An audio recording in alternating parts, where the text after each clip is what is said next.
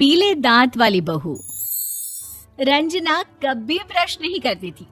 उसे कितनी बार उसके माँ बाप ने डांटा, लेकिन उसका कोई असर उस पर होता ही नहीं था, जिस कारण से उसके दांत पीले पीले हो जाते हैं। शादी के बाद अरे बहू, वैसे तो तुझ में कोई कमी नहीं है, पर तेरे दांत इतने पीले कैसे हैं बेटा? कैसे मतलब? कोई सर्जरी थोड़ी ना कराइए। वो तो क्या नाम, मैं ब्रश नहीं करती थी तो पीले हो गए। अब क्या करूं? आप कहें तो लाल करवा लूं या फिर काले? यार ये क्या है, क्यों माँ से लड़ रही हो? लड़ रही हूँ? अरे मैं लड़ रही हूँ या ये बोल रही है कि दांत पीले हैं, पीले। अरे तपस्या थोड़ी ना की है इन्हें पीले करने के लिए। बकायदा ब्रश नहीं किया है 20 साल तक, तब जाकर। छी, कैसी बात कर रही हो?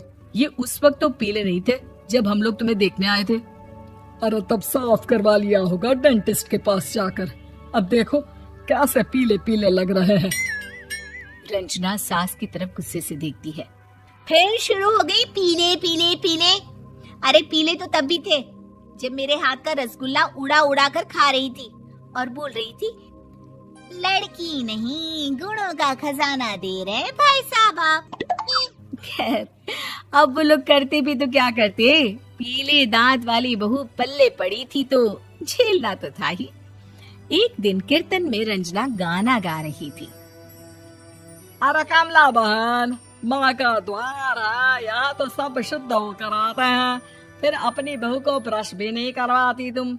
दूर से पीले पीले दांत भक्ति में बाधा उत्पन्न कर रहे हैं। अरे कोई 2 साल के बच्चे थोड़ी ना लेकर आई हूँ मैं बहू बनाकर। अच्छी खासी लड़की है, अरे कैसे करवाऊं ब्रश? ये तो उसे खुद करना चाहिए ना। अब माँ बाप तो इसके जैसे तैसे निपटा दिए, ये नहीं सोचा कि सास कैसे संभालेगी।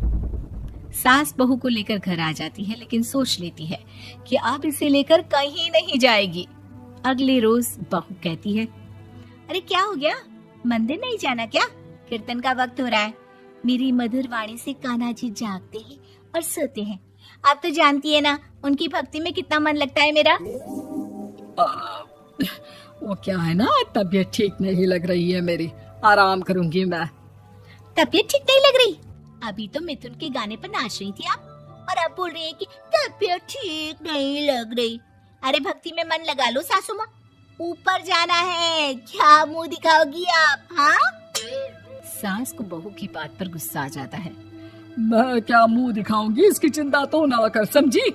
अपने मुंह की चिंता कर, जो ये पीले पीले दांत लेकर हर जगह पहुंच जाती है। पता है लोग कितना मजाक बनाते हैं। ना जी ना, मैं नहीं जाना कहीं तेरे साथ। तो ये बात है। कोई ना, मत जाओ, मैं अपने कमरे में ही बैठकर भक्ति कर लूंगी।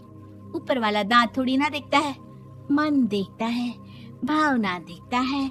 और अरे बस बस, तू सब कुछ दिखा, बस ये सफेद चमकदार दांत ना दिखाना किसी को, है? जा यहाँ से। बहू को सास की बात का कोई फर्क नहीं पड़ता, वो तो जैसी थी वैसी ही रह जाती है। सुबह नहाकर किचन में खाना बनाना, फिर खाना खाना, कीर्तन भजन करना और सो जाना।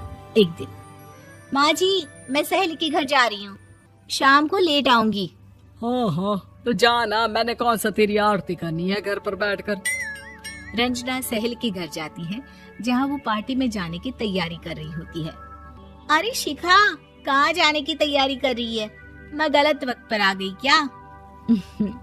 अरे नहीं यार, उल्टा सही वक्त पर आई है। मैंने ये साड़ी और ज्वेलरी निकाली है यार, शाम को इनके ऑफिस की एक पार्टी में जाना है। बताना कैसा लग रहा है ये सब? नहीं यार, इस ड्रेस के साथ तो वो वाली ज्वेलरी अच्छी लगेगी। हाँ हाँ सही बोल रही है, मैंने ध्यान ही नहीं दिया। वैसे तो हमेशा से मस्त फैशन सेंस रखती है। तो बड़ा जाती होगी ना पति के साथ पार्टी में। रंजना कुछ नहीं बोलती, बस सोचती है कि यार काश ये बात सही हो जाती, पर मैं क्यों नहीं जाती पार्टी में? क्या इन लोगों की कोई पार्टी होती नहीं होगी? रंजना घर आती है और रात में पति से सवाल करती है, एक बात बताइए, आप मुझे किसी पार्टी में क्यों नहीं ले जाते? क्या आपके यहाँ ऑफिस में पार्टी नहीं होती? पति बेचारा क्या कहता कि दांत पीले हैं तुम्हारे इसलिए। अरे कोई पार्टी होती नहीं हम लोगों के ऑफिस में, तो कहाँ से लेकर जाऊं?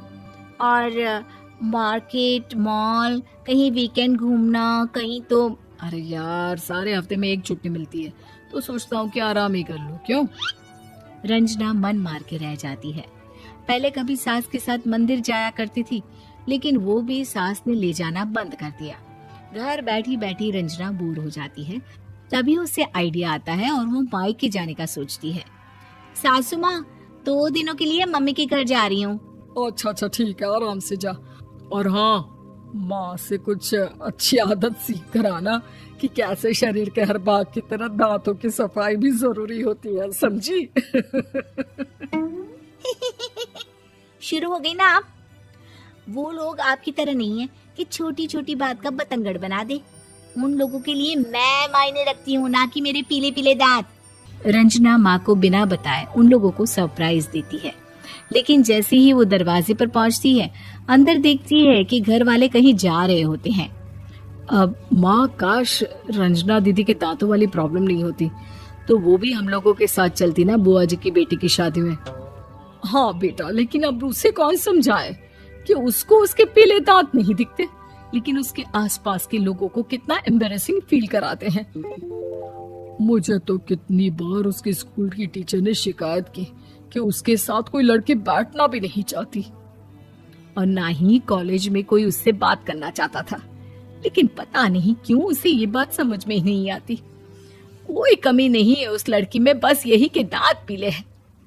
वो तो भला हो जीजा जी और उनकी माँ का, जो दीदी को जैसी है वैसे ही रखा हुआ है। रंजना को अपने घर वालों की बात सुनकर बहुत दुख होता है। वो सोचती है कि वो क्या करे, लेकिन फिर वो सीधा डेंटिस्ट के पास जाती है, अपने दांत चमकाती है और कसम खाती है कि वो रोज ब्रश करेगी। अरे क्या हो गया? तुम तो 2 दिनों के लिए गई थी ना। पर कोई ना, अच्छा है, चलो आ गई तो। रंजना सास के सामने आकर खड़ी हो जाती है और पूरी स्माइल करती है, उसके चमकदार दांतों को दिखाती हुई। हैं?